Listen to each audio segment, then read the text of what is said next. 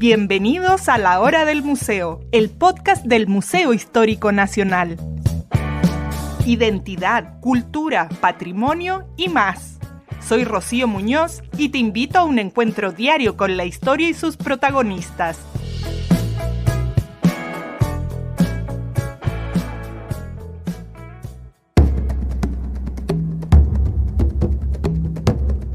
En esta fecha que marca el solsticio de invierno, cuando los pueblos originarios celebran el Huiñol Tripantu Mapuche y el Huilcacuti Aymara, marcando el renacimiento del sol y un nuevo ciclo de la naturaleza, cobran especial relevancia los descubrimientos que conectan nuestro presente con ese pasado ancestral.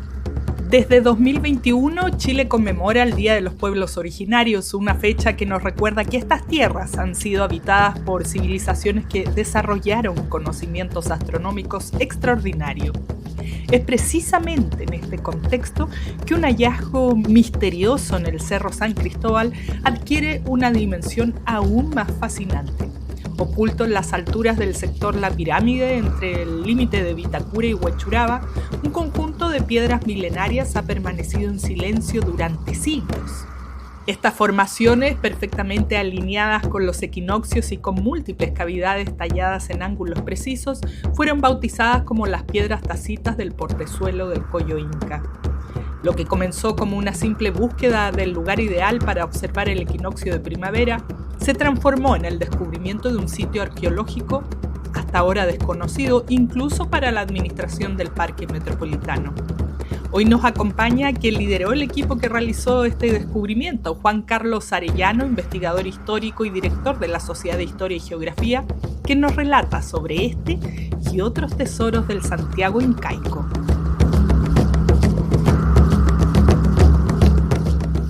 Juan Carlos, bienvenido, qué gusto tenerte aquí en La Hora del Museo. Hace tanto tiempo que queríamos conversar contigo y no se habían alineado los astros, que también conversaremos hoy para poder tenerte aquí en el programa. Así que un placer, bienvenido. No, el placer es mío, bueno, y creo que el solsticio de invierno está haciendo lo suyo porque, ¿cómo se llama? El interés era mutuo, era recíproco. También tenía mucho interés de poder conversar con usted hace bastante tiempo, así que agradecidos por la invitación. Buenísimo. Bueno, nos ha atraído durante mucho tiempo con el museo revisando noticias vinculadas con tus investigaciones, con la divulgación que haces. Voy a empezar por lo que fue más bullado hace algún tiempo, que fue este hallazgo en el Cerro San Cristóbal. ¿Cómo fue eso? Y además, ¿cómo dan con eso? ¿Cómo es tu trabajo también, si nos puedes contar? No sé si parten desde los textos al territorio o son cosas de tanto caminar que uno ya afina el ojo. ¿Cómo se encuentran lugares como este? Mira, primero que todo, en este caso en particular, viene de un tema investigativo hace ya unos 6 años o más, que era cuando leí el Mapocho incaico y todo el proceso que significó que saliera el Mapocho incaico de Estever y Sotomayor, entender un poco cómo habían llegado a eso, ¿ya? Y ahí me encontré con unas investigaciones previas que se estaban dando, que era de Patricio Bustamante, quizás la que más me atrajo, con el tema de la arqueoastronomía. Y por ahí tuve la posibilidad de plantearme, porque nos dejaron un tremendo desafío. Y yo pensaba que no tenía que quedarse solamente ahí, sino que había que desarrollarla, divulgarla, pero ¿por qué no también investigar? Porque podía ser que no fuese en el único lugar donde se excavaba en base también a investigaciones con respecto a los solsticios, los equinoccios, que se podía dar un asentamiento y que si era necesariamente inca o era un asentamiento previo. Entonces ahí dije, bueno, debe haber alguna parte en Santiago, en otra parte, que quizás hay un patrón. Y en eso, en el año 2019, cuando todo el mundo miraba el cielo con el eclipse solar, yo estaba mirando el suelo por un hallazgo que se había encontrado en Quilicura, uno de los tantos hallazgos en Quilicura, ¿ya? Y bueno, tenía yo unos antecedentes, incluso la casa de mi madre, que vive muy cerquita por ahí, se había levantado sobre un cementerio prehispánico. Entonces, yo venía con esa información, pero de repente digo, bueno, ¿por qué en la plaza, muy cerquita de la plaza? Y me recordó lo de la Plaza de Armas. Entonces ahí empecé a buscar, bueno, ¿no será que también hay alguna prolongación de sombras en algún solsticio y cosas así?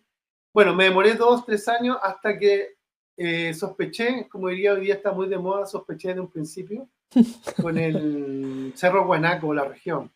Así que ahí tuve una cumbre en un solsticio de invierno con un muy buen amigo, Danilo Ulloa, y fuimos a la cumbre y vimos que al amanecer del solsticio de invierno, la sombra del Cerro Guanaco, que es bastante piramidal, su punta se centraba justamente en la plaza de Quilicura. Entonces Mm. dije, chuta, esto es muy similar a lo del centro de Santiago con la prolongación de sombra de Santa Lucía y San Cristóbal en el solsticio invierno y verano.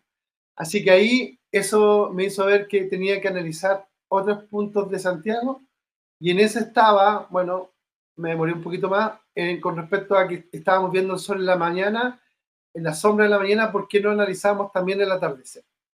Y en ese, el otro cerro importante que me daba era el Cerro Renca, entonces ahí analizamos con material de software, de prolongación de sombra y una serie de situaciones de coordenadas, y vimos que se prolongaba a 3 lugares muy emblemáticos. Uno al Cerro Huachurá o el Cerro Blanco, que se le conoce ahí.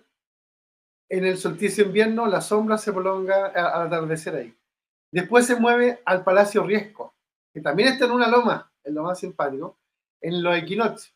Y por último, al gran trabajo que habíamos hecho con Esteban también de recuperación estérico, en una lomita que hoy día es un centro de evento que se llama Entre Muros, y la sombra de Renca se proyecta, pero exactamente también sobre ella en el solsticio de verano. Y en todos ellos habían encontrado hallazgos importantes del carácter prehispánico. Entonces, en una de esas, viene el equinoccio y dijimos, bueno, si se prolonga hacia en este caso el cerro, la loma de donde está el Palacio Riesco, Ujú. la sombra o la luz se debe prolongar hacia el San Cristóbal.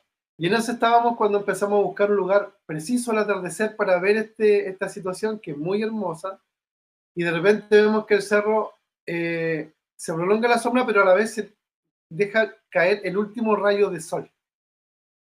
Y ese rayo de sol efectivamente pasaba por el Palacio Riesco, pero de ahí se prolongaba hacia el oriente y nos encontramos que en el lugar que estábamos, en esa perspectiva, es justamente el camino que une el sector alto del sector hacia Huechuraba, Ujú. que era conocido como el Salto o el Collo que habían hecho los incas, y es la parte más baja del cordón de Cerro San Cristóbal. Nos acercamos a ver esa prolongación de luz y encontramos un sitio muy particular que nos llamó mucho la atención porque, como te decía, tiene vista hacia el poniente y hacia el oriente, y la prolongación de rayo atravesaba. Y nos encontramos con 4 rocas gigantes muy bien alineadas. Y dije, ¿y esto cómo no nos dimos cuenta? Claro, porque uno se va Oh, dando la necesidad en medida que va descubriendo o mirando de una perspectiva distinta a los lugares que siempre hemos visto. La claro. Plaza de Armas la habíamos visitado 1.000.000 de veces, y así lo de Renca, lo de Quilicura, pero claro, con otra perspectiva, con una mirada como de nuestro pueblo originario, una cosmovisión tremenda, la arqueoastronomía lo que nos permite eso, vimos que habían 4 rocas muy bien alineadas. Y justamente por donde pasaba el rayo del sol, era justo la alineación de las rocas. Y lo segundo que nos llamó la atención fueron unas perforaciones tipo tacitas que se daban en esas 4 rocas. Hicimos un barrido bien amplio con respecto a ese sector de San Cristóbal y no encontramos otro lugar que tuviera esas condiciones, o sea, que estuvieran estas rocas alineadas y además que tuviera estas como cavidades en ellas mismas. Pensamos que era una característica que podía ser del lugar más amplio. No encontramos nada. Ahí consulté a unos geólogos y los geólogos me dijeron, ¿sabéis qué? Pregúntale a un arqueólogo. Y así empezó entre el arqueólogo y el geólogo, pero logramos ver que habían unas manifestaciones, podrían ser espontáneas por la erosión, que podrían ser más geológicas, pero también prominentes cosas arqueológicas. Así que lo pusimos en perspectiva y llamó mucho la atención. Bueno, salió en prensa, pero después una cantidad importante de investigadores, de Piedrastacita, de otro tipo de investigadores que habían encontrado en Santiago, me llamaron, me contactaron, hicimos las visitas y todos se tomaban la mano en la cabeza y decían, cómo no nos dimos cuenta antes y qué importante mirar esta cosmovisión y este tema de los solsticios. Hasta el día de hoy no hay una coincidencia, quizás desde del punto de vista arqueológico, de la parte geológica, pero por lo pronto los investigadores que fueron a terreno me dijeron, esto es único, no sé qué estamos haciendo y qué estamos perdiendo.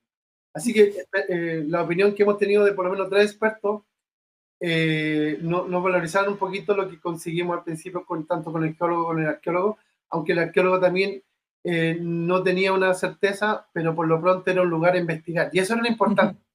Y hemos hecho 3 reportajes, hemos apoyado hacer 3 reportajes con gente que había hecho, por ejemplo, descubrimiento de los peldaños incas del Cerro Santa Lucía. Los mismos que vieron eso vinieron a ver acá y decían, no, esto es extremadamente, no necesariamente inca, sino esto lo miraban con una temporalidad mucho más amplia. Y eso estoy inconforme porque la gente que ha ido a terreno nos dice unánime, es un lugar maravilloso, un lugar que se respira, que se siente, hay un tema ceremonioso y siempre estuvo frente a nosotros y bueno, coincidentemente daban el collo o donde se hizo andar el Mapocho para caer como salto, de ahí el nombre del salto, que hizo que el valle se fuese cultivable, principalmente la zona norte de Santiago. Ese es un resumen lo que te puedo decir de cómo llegamos a ese punto. Estaba alucinando con todo estaba yo ahí explorando y recorriendo este lugar, además que vivo yo a las faldas del Cerro San Cristóbal, así que lo conozco bastante bien.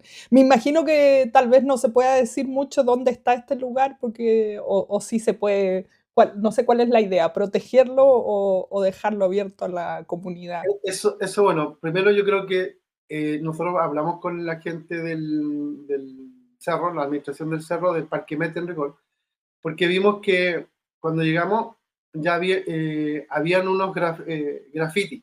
Entonces pensamos que era importante que a ese lugar se le diera algún tipo de supervisión. Y Claro. estando muy cerca de la caseta principal de la entrada al Parque Metropolitano conocido como La Pirámide. Entonces sí dimos a conocer ese tema. También, bueno, era importante que ellos sensibilizaran porque había un descenso de ciclistas que al pasar tan rápido no se dan cuenta de lo que tenían al lado. Un tema a proteger. Ahora, con respecto a que puedan visitarlo, es importante que siga yendo gente que haga investigación. Y en medida que se va dando ese tema, tomar los mejores resguardos. No soy experto para decir se resguarda, no se puede que sea prohibitivo, porque siempre estuvo ahí.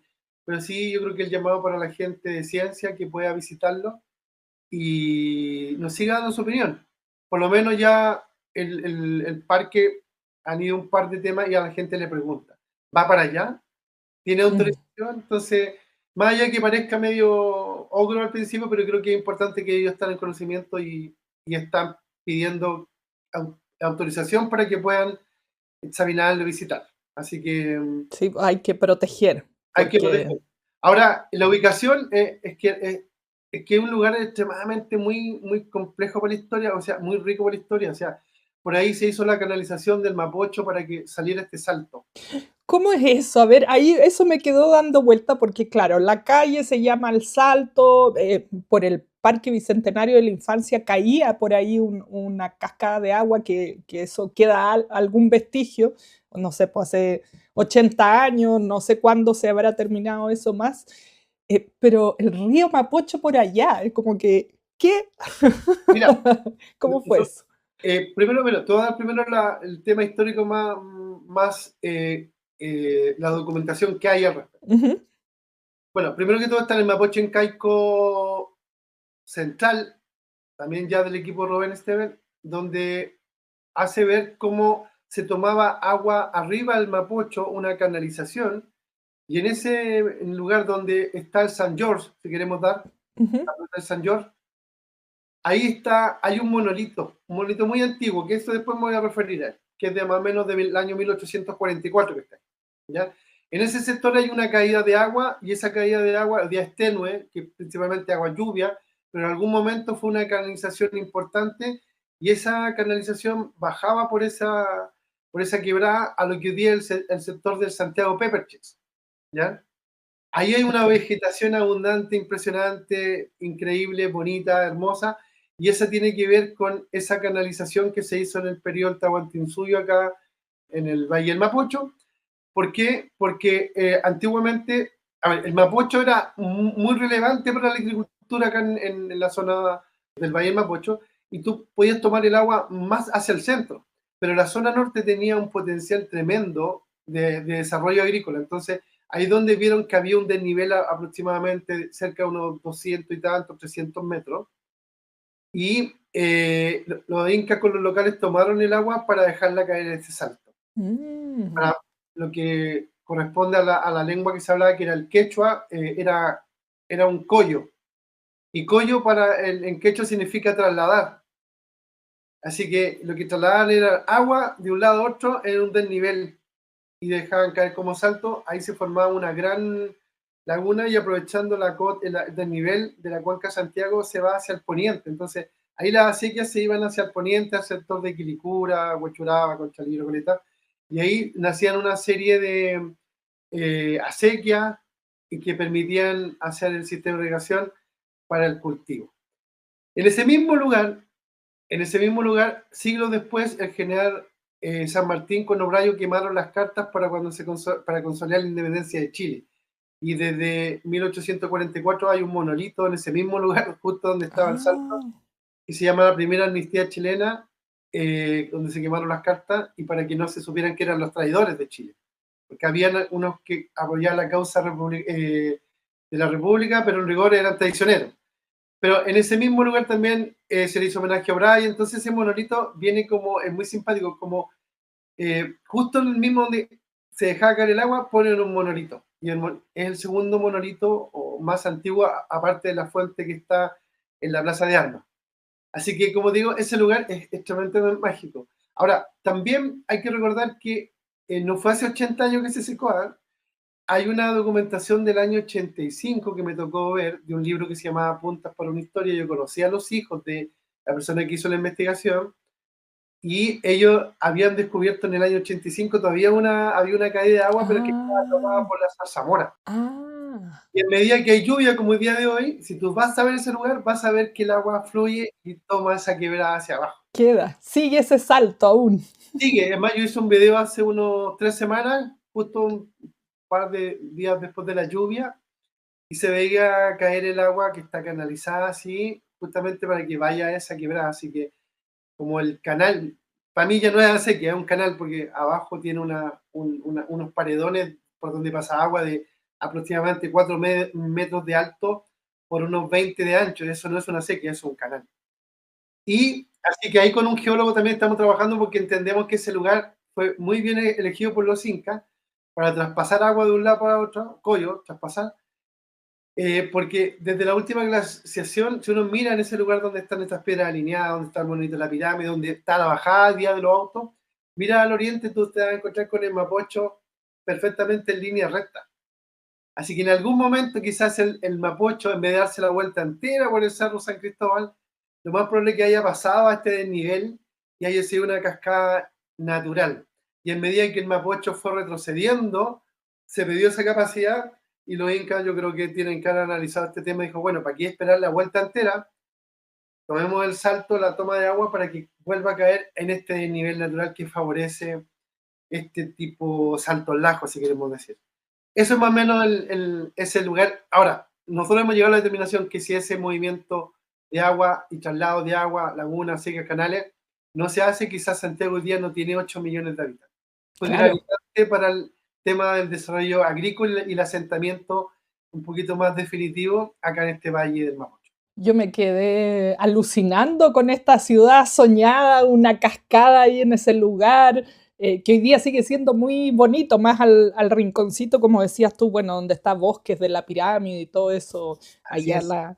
la ciudad empresarial. Increíble, voy a indagar mucho de estos datos que nos das y por supuesto queremos siempre ir a mirar por ahí, ir a conocer con otros ojos nuestra propia ciudad.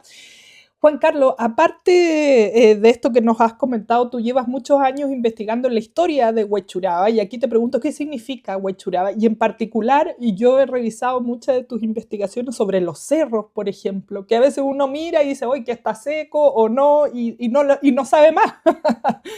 Entonces cuéntanos estas estructuras que son parte, como tú dices, tan importante que tienen que ver con que hoy día esta sea una capital con tantos millones de habitantes. Sí, mira, ahí también hay otra pregunta que yo me hice, ¿y por qué en la zona norte? Más allá que yo he vivido todo mi tiempo acá, prácticamente toda mi vida en este sector norte, y no es que haya sido un tema antojadizo de decir, ah, mira, en rigor, eh, como yo soy de acá, voy a investigar acá, sino que vi que la historia de Chile le faltaba un pedazo importante de divulgación. Tanto los incas, y sobre todo con los hallazgos del 2012, con la ciudad de la Inca, en el Valle del Mapocho, en la Plaza de Ujú, Armas, como también la consecuencia de cómo llegaron los conquistadores españoles, como que se funda la ciudad de Santiago y como que nada pasó antes.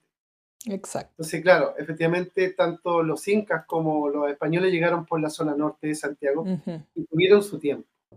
No fue una cosa que vamos a ese lugar, sino había un tema de descubrimiento. Bueno, entonces por eso la zona norte, demostrar esa pieza de la historia que como que la historia de como que la gente se teletransportó al centro de Santiago, no, sí. hubo un evento y eso no hay que es importante porque nos permite conocer aún mejor ciertas situaciones. Mira, Huechuraba, según la investigación que vengo dando hace un tiempo y también apoyado por lingüistas como el profesor Elipio Pacheco, Huechuraba es una deformación que quizás el causante de esa deformación de la toponimia y que se le haya endosado de alguna forma al pueblo mapuche, que admiro mucho, pero creo que para ellos este lugar no era un lugar mapuche, y ahí te lo explico por qué.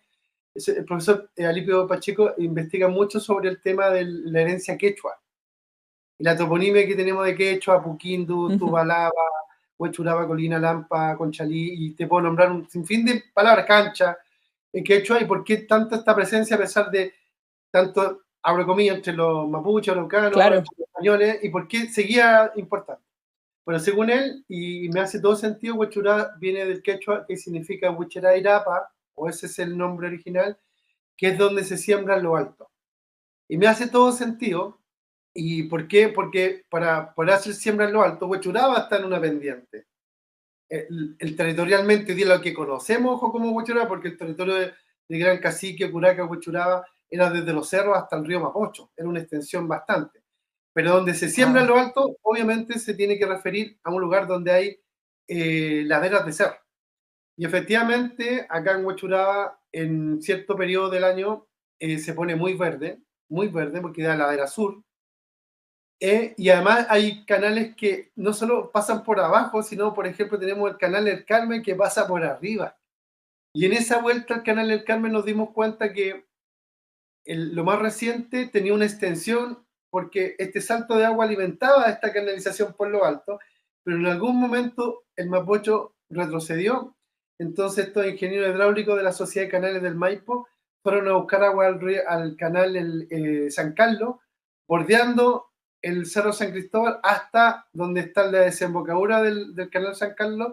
En vez de que deposite todas sus aguas en el río Mapocho, hay un túnel por debajo, mm, y al otro lado de la vereda, donde está la avenida del Cerro, parte el canal del Carmen. Y entonces hacen esa, ir a buscar.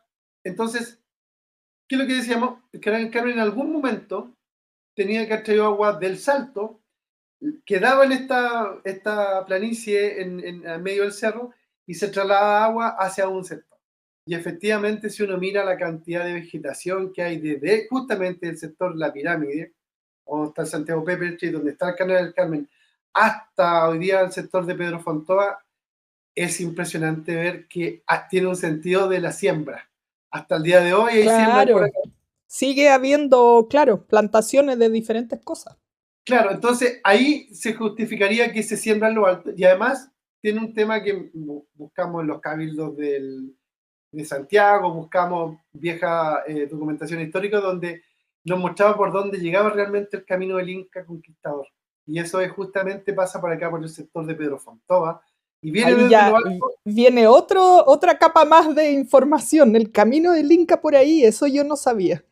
porque ahí también vemos que pasaba este canal, esta red de acequia de canales, y en todo este periodo que se ha construido el sector poniente de Huechuraba, todo Huechuraba, se han encontrado antecedentes prehispánicos de altísimo valor y de alta influencia inca. Mm, Y si uno hace la prolongación del camino bajando los cerros, como dicen los escritos del Cabildo, en todo ese trayecto se han encontrado hallazgos impresionantes de la cultura inca.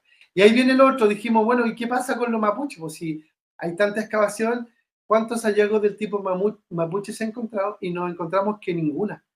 No hay hallazgo todavía Ujú. asociable a la cultura mapuche en la cantidad de arqueología que se ha hecho en los últimos 70 años, pero sí muy influencia de Aguita, Aconcagua, muy influenciada por el Inca imperial. De ahí nos vamos a la cultura pato, yoyeo, pero manifestaciones culturales mapuche no se han encontrado. Y si uno lo extiende a nivel de la región metropolitana, tampoco. La influencia mapuche es muy fuerte hasta la séptima región y parte de la sexta, y cada vez que hacen alguna actividad industrial, cosas así, sale mucho material mapuche, pero acá en el Valle del Mapocho no hay. Entonces ahí también empezamos a ver el tema lingüístico con el profesor Alipio y nos encontramos que él había encaminado su investigación y llegó a Rodolfo Lenz cuando él le da como una codificación al lenguaje mapuche. Entonces, empezamos a ver que Huichirerapa, después en el periodo de la conquista y colonia, este sector se le empieza a llamar Huachuraba. Y así prácticamente estuvo hasta que el profesor Rodolfo Len saca este como diccionario mapuche y como que se empiezan a rebautizar lugares que donde sonaba guá, cosas así, se le empieza a llamar hue, lugar, porque eso decía la codificación mapuche. Y ahí quizá hubo una distorsión al respecto, pero creemos que la alta influencia y acompañado de los hallazgos científicos, los hallazgos arqueológicos en toda esta zona, da un carácter mucho más prehispánico cercano al Inca y, como digo, sería bonito encontrar también de la cultura mapuche, pero no hay. Entonces ahí creemos que era importante ese foco que puso el profesor Alipio, que focalizarlo en el tema quechua, y así llegamos a otra cultura previa a la Inca que se llamaba la chincha, y ahí estoy rayando hoy día, para la cultura. Nunca lo había escuchado, la chincha. Búscala. Incluso hay una hoy día chincha chilena. Eran unos navegantes peruanos, proto-inca, que estaban en el valle costero de Chincha. Ellos fueron muy buenos comerciantes y además navegantes y manejaban el quechua. Y que habrían llegado acá a las costas de la zona central, yéndose incipientemente a los valles transversales, y ellos nos dejaron la incipiente agricultura y el quechua. Y cuando después llegan los incas, someten a los chinchas allá en el norte en Perú, y vienen hacia el norte, imagínate, llegan a un valle y aquí ya se hablaba quechua. Entonces, hay una influencia importante del chincha en poder prolongar el tema de la agricultura, el tema del comercio, y los incas habrán llegado ahí porque cuando si tú miras el análisis de Jerónimo Vivar, el cronista de Pedro Valdivia, él venía a un valle, a un Cusco a la orilla del río Mapocho. O sea, él venía buscando eso. Y esa información obviamente se fue. Llegan acá los incas, se encuentran con el quecho. Cuando llega Pedro Valdivia, que ya tenía sus años allá en el Cusco, llega acá y lo recibe un Quiricanta, un gobernador inca. Entonces hay como una consecuencia. Entonces, la cultura chincha, yo creo que tenemos mucho, mucho que seguir investigando. Y fueron quizás uno de los pioneros en traer esta incipiente agricultura, como digo, pero también el lenguaje y la denominación de cosas que no sabíamos.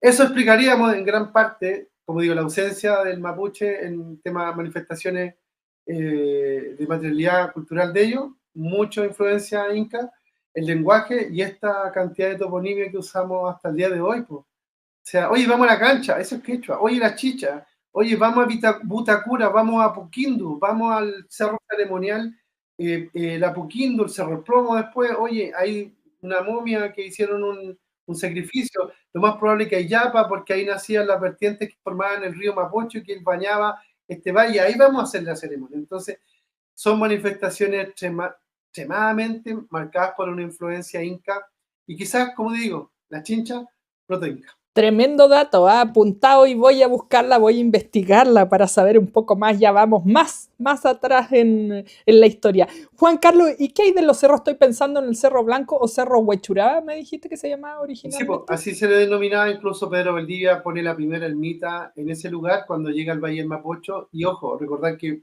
Pedro Valdivia llega acá a principios de noviembre de 1540. Y incluso antes de llegar a posicionarse en el Cerro Huachuraba, pone esta ermita. Antes de eso, dicen los cronistas, en especial Jerónimo Vidal, el cronista de Valdivia, que se pone en una planicie, bajando los cerros de Huachuraba, está en una planicie y manda a su gente a excursionar para traer a tener un contacto acá.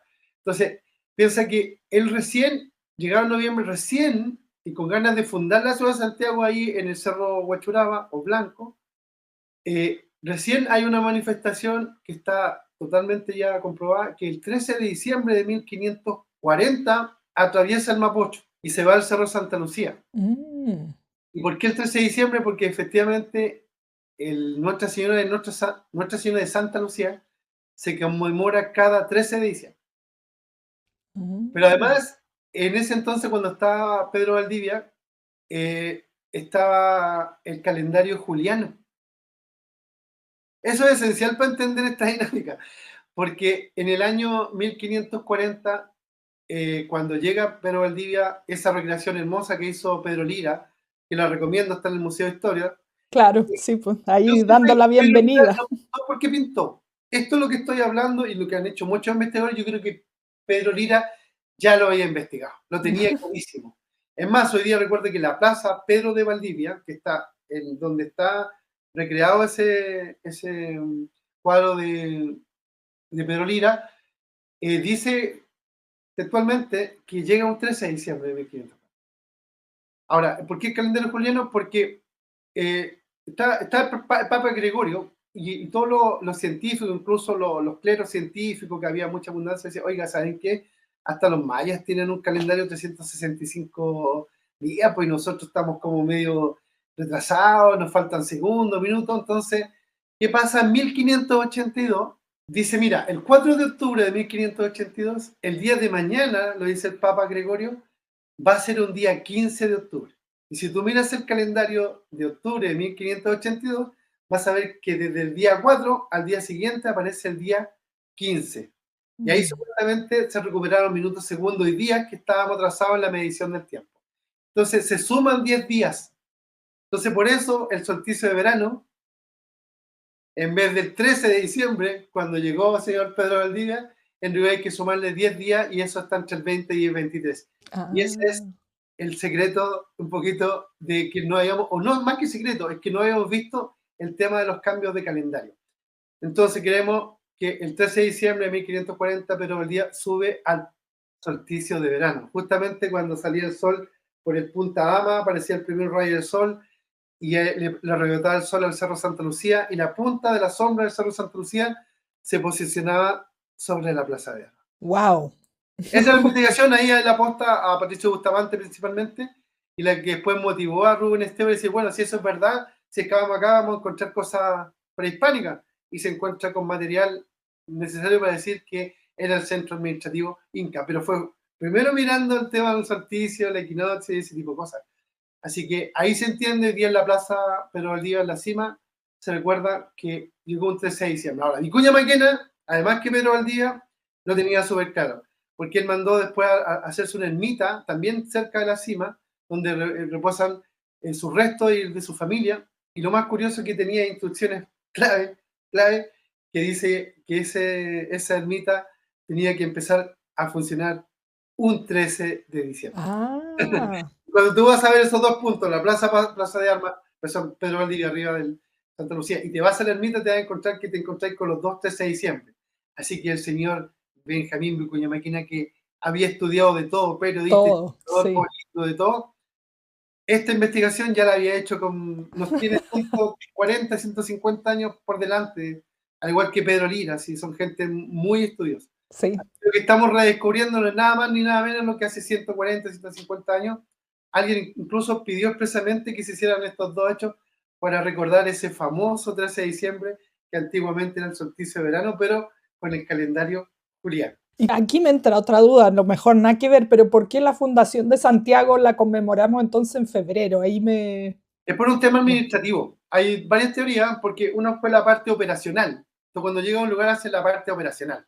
En cualquier lugar tú te posicionas, eliges el lugar, buscas el lugar, pero el día que cortan los tijerales, pones... Claro, y la inauguración es la administrativa. Esto es lo mismo. Llegaste a un lugar operacional, te llevó Clicanta, quizás quien te llevó a ver este tema, para entender un poco y para entender la dimensión de la la cancha, o más conocido hoy día como la Plaza de Armas, como un lugar donde se generan estas dos acciones de gastronomía.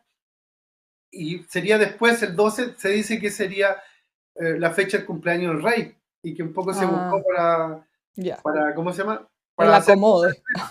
Pero esa ya era la inauguración, si queremos decir. Claro, la claro. operacional ya había ocurrido, y por eso, si tú miras en la Plaza de Armas, pero en esta plaza te la invito a ir, al Cerro Santa Lucía, está la conmemoración que llega el 13 de diciembre.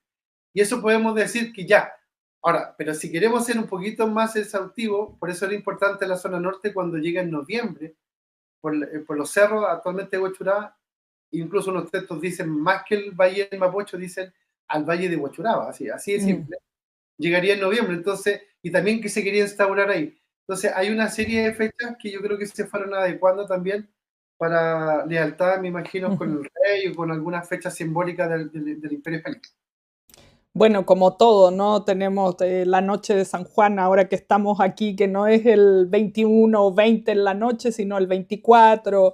Y ya a propósito, es que no nos queda mucho tiempo, pero aprovecho preguntarte por esta fecha que nos motiva a conversar el día de hoy, justamente que estamos en víspera. Sé que ustedes además tienen programada una actividad especial por este cambio de estación. ¿Cómo hay algún punto donde uno pueda ir a verla?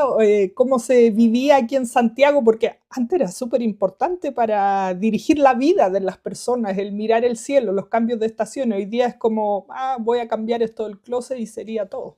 Sí, mira, yo aconsejo ir al cerro, el mismo Cerro del Guanaco, pero tratar de hacer cumbre. ¿Por qué? Porque la vez que yo fui, y es portada de mi segundo libro, estaba nublado, pero la sombra se proyectó sobre la nube que estaba sobre la ciudad y se ve muy perfecto. Entonces, en el Cerro de Guanaco se puede prolongar, se puede ver todavía la sombra como se posiciona en un lugar de Quilicura, que si tú miras la cantidad de hallazgos que han habido en Quilicura, es por 100 lo que se ha encontrado en el centro de Santiago, por razón obvia también, porque está construida hace mucho tiempo. Pero la cantidad de hallazgos arqueológicos de diferente época, justamente donde se proyecta la sombra, es una. Así que lo invito a los que puedan hacer algo de senderismo, trekking, Cerro El Guanaco, mirando hacia el poniente, al amanecer del 21 de junio, entre el 20 y el 23, en rigor, porque no es, son como 3 días, y la sombra va a estar ahí. La otra, bueno, para los que estén interesados, yo el día 25 de junio estoy invitado por el Museo de Santiago o el Museo de Casa Colorada.